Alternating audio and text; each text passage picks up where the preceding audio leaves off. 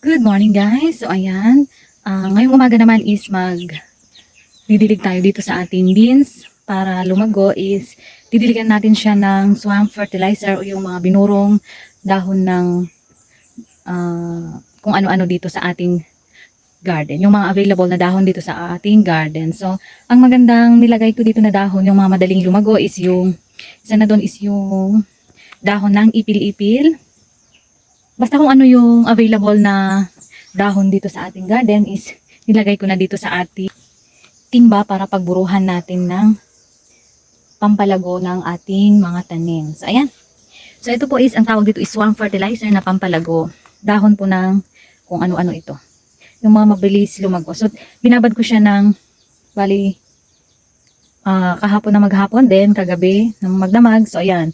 Kukuhanin lang natin yung tubig niya. Hindi na natin ididilyot kasi maano naman ito. Kahit medyo maamoy talaga siya kasi swamp fertilizer, and kahit na hindi na natin ididilyot kasi tutubihin naman natin ng didiligan mamaya para basang-basa yung lupa ng ating pananim na beans. So ayan, lilipat natin. Huwag na natin isama ito mga dahon-dahon kasi lalagyan din ulit naman natin ng tubig ito para maidilig naman kinabukasan. Diba?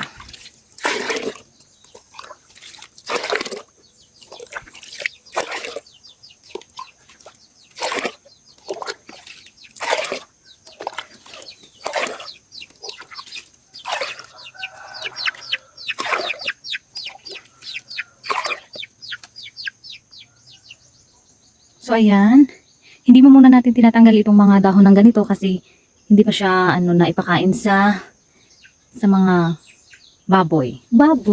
Sa baboy ni mother. Kasi ibibigay ko yan kay mother. O kaya, pwede rin naman natin ihalo dito sa ating swamp fertilizer. So, ayan, magdidilig na tayo. Ito ay pampalago. Kung may nakikita kayo kanina na chesa is pampabunga po yun. And pwede namang magkahalo yun kasi pagkaraan naman ng ilang araw nito is,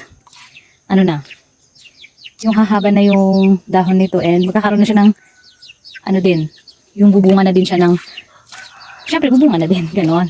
So ayun, didiligan muna natin, tapusin na natin. Ayan, habang nagdidilig tayo is magsha-shoutout muna tayo dito sa mga nag-comment dito sa latest video natin na about sa dito muna tayo sa garden. So shoutout kay Sistine Store Vlogs o kaya Christine Edwin. Wow, ganda ng garden. Dami tanim. Nabubulol, sorry. So, thank you, Sistine. Tapos, si Kimpot, kay Sir Kim Mix Vlog to. Tusok daw. Anong tinusok mo? Charot. Tapos, kay Sis Tita Barla. Ano yan, sis? Ibenta mo din pag marami kuha mo. Opo, sis. Kasi kailangang magbenta para doon sa sales record namin sa organic farming po. Charot. Tapos kay Sis Januel Pacquiao, dami mo rin pala tanim, sis. Masarap yan gulayin fresh. Yes, tama po kayo. Mas masarap pag sarili mong tanim. O, diba? Kaya tanim-tanim pag may mga espasyo dyan sa ating mga backyard. So, hello sir. In between days, what a lovely garden with some wonderful plants. So, Amerikano to. Hello, sir. Thank you for visiting. Basta ganon. Tapos kay Sir Santiago D.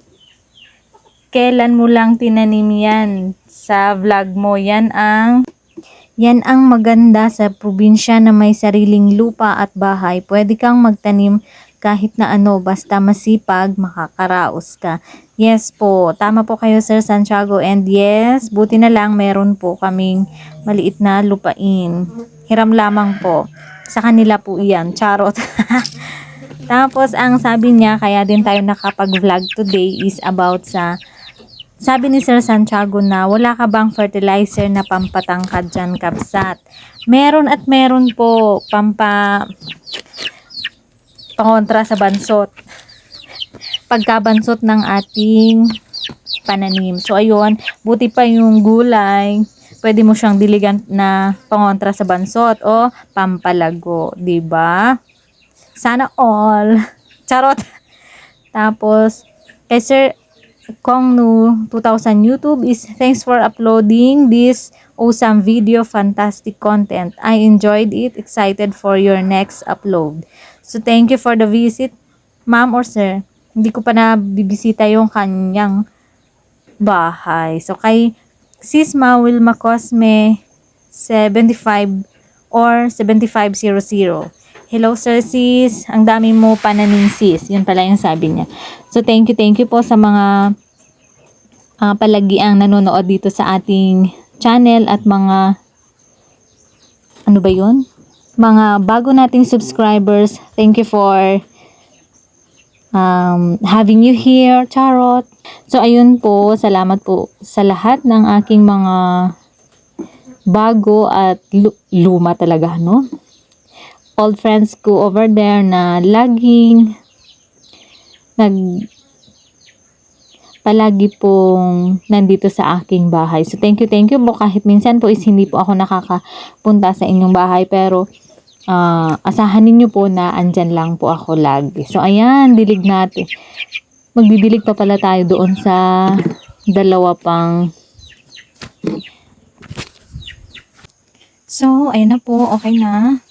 Nadiligan plus yung mga chicken. Ang bawal po dapat yung mga manok, kaso okay lang yan kasi isa pa lang naman yan, dalawa, kaya ayan.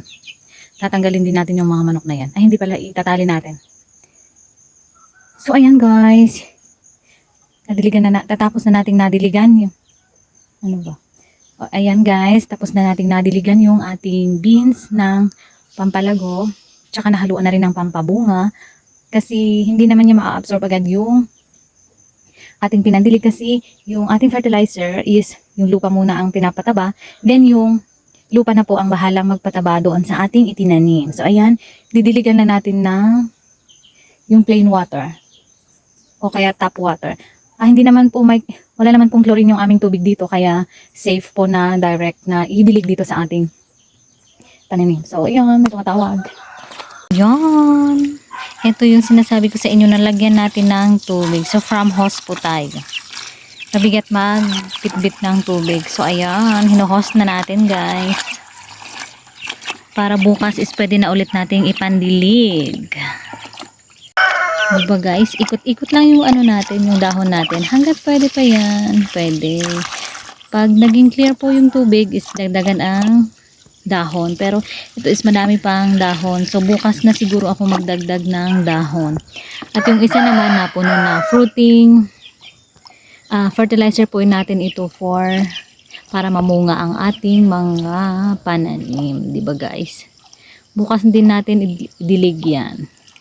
Okay, bye bye po.